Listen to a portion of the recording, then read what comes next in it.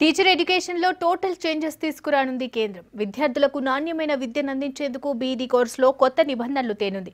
College ఏర్పాటు దగ్గర నుంచి అడ్మిషన్స్, కోర్స్, టైం టేబుల్ అన్నిట్లో కొత్త రూల్స్ తీసుకురానుంది.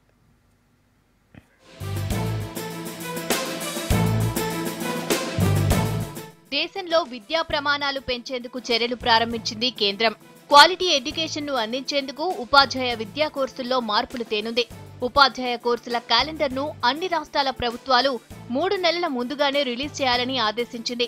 అడ్మిషన్స్ లో నిబంధనలు కూడా చేంజ్ చేసింది. ఇంజనీరింగ్ స్టూడెంట్స్ కూడా బీఈడీ కోర్సు చదివే అవకాశం కల్పించనుంది.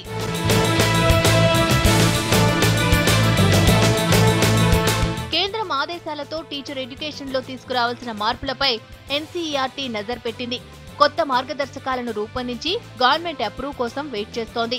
ఎన్సీఈఆర్టీ కొత్త నిబంధనల ప్రకారం కొత్తగా ఎడ్యుకేషన్ కాలేజీ ఏర్పాటు చేయాలంటే ముందుగా ఎన్సీటీఈ అనుమతి తప్పనిసరి. ముందులా ఇకపై అద్దె భవనాల్లో కాలేజ్ ఓపెన్ చేయడం కుదరదు. కాలేజీ పేరు మీద సొంత భవనం రిజిస్టర్ అయి ఉండాలి. కాలేజీ పర్మిషన్ పై రాష్ట్ర ప్రభుత్వం కూడా తమ నిర్ణయాన్ని తెలియజేయాలి. కాలేజీలో బీఎడ్ కోర్సు ఒక్కటే ప్రారంభించాలన్న రూల్ ఏమీ లేదు. అనుబంధంగా ఇతర కోర్సులను ప్రవేశపెట్టవచ్చు. అవసరమనుకుంటే డిగ్రీ, పీజీ కాలేజీల్లో కూడా ఎడ్యుకేషన్ కోర్సులను ప్రారంభించవచ్చు.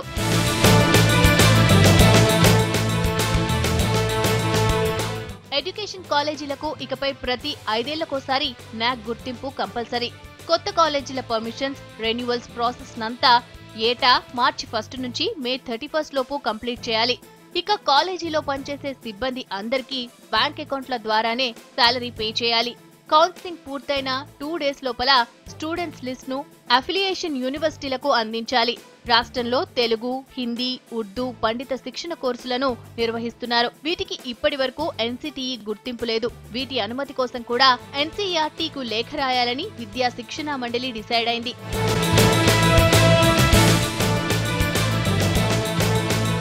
ఎన్సీఆర్టీ నిబంధనలకు సర్కార్ ఓకే చెప్తే టీచర్ ఎడ్యుకేషన్ లో క్వాలిటీతో పాటు స్టూడెంట్స్ కు మంచి ట్రైనింగ్ అందనుంది.